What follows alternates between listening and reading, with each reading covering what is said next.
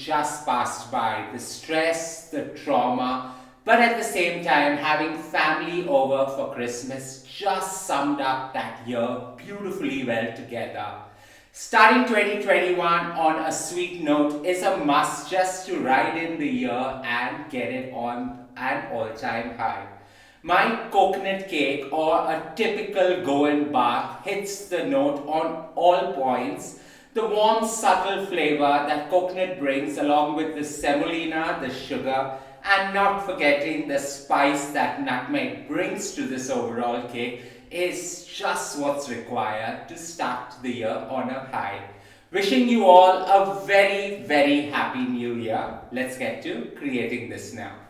Now, creating a coconut Baath cake, the typical old-fashioned way is to break 3 coconuts into half, take them out of their shell and scrape off the brown part.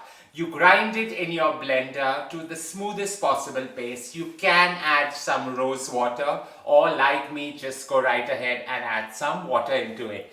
So to start off, I've got 10 eggs because I'm creating a large batch to give off to family as they leave and go back home. So 10 eggs into a pot they go, along with about 750 grams of sugar. Just whisk the two together.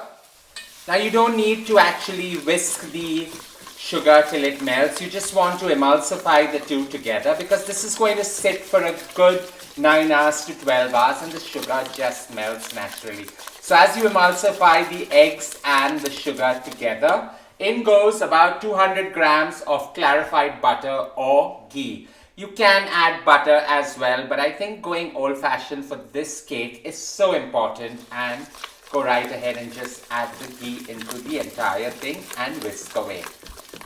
Once the sugar, the ghee and the eggs have mixed well through, now it's all about just mixing everything together. So 3 coconuts that I have actually blended in the blender go right in, and because it doesn't have that sharp brown outer skin, it's that perfect snowy white consistency.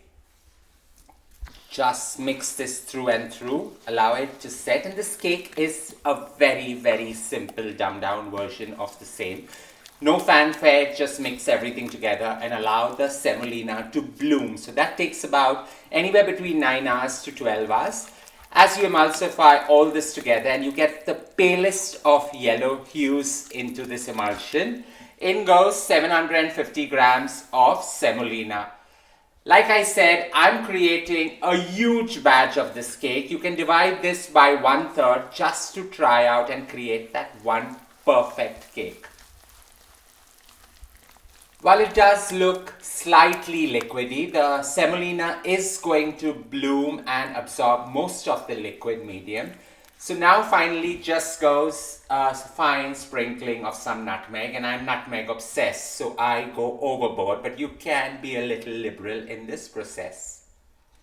So approximately 2 to 3 grams of nutmeg just to scent this glorious cake, and nutmeg just brings out the overall flavor of coconut, along with a heaped teaspoon of some salt and 1 teaspoon of baking powder. Just allow everything to now mix together and set aside for 9 to 12 hours.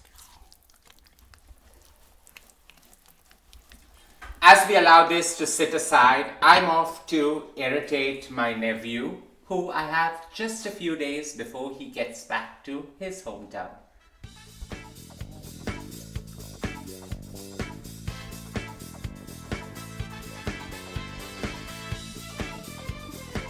I love irritating this naughty boy very much, and he keeps covering his face because he is shy.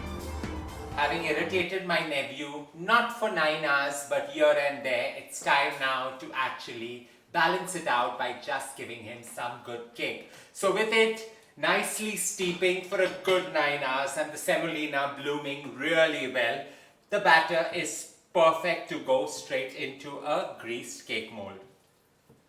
The best way to know that your cake batter is nearly ready is when you find the semolina nice and soft. pick it up and just divide it into 3 greased cake mold trays. So you don't need to do too much. This doesn't rise way too much. So take it up to 3/4 and you're good to go. Load this in and enjoy the scent that nutmeg and coconut bring to the entire creation. So put it up and these go into a preheated oven at 180 degrees Celsius for just about 45 minutes till the center is soft and the crust is that perfect golden brown.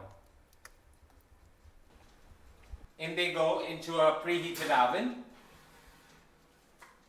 just so that they slow bake to that perfect golden brown consistency. Don't be alarmed by the quantity because we are all obsessed with our Goan coconut bath.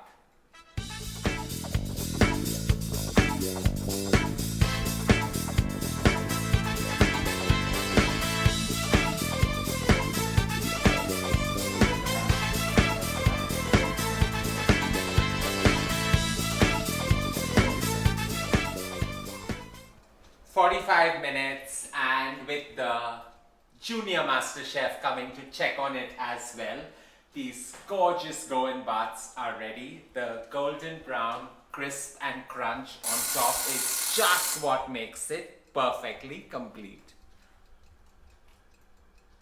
Now all you need to do is allow this to come down to room temperature, loosen out the side and just demold it, and more importantly, enjoy it. I hope you enjoyed creating a little bit of nostalgia right into the new year.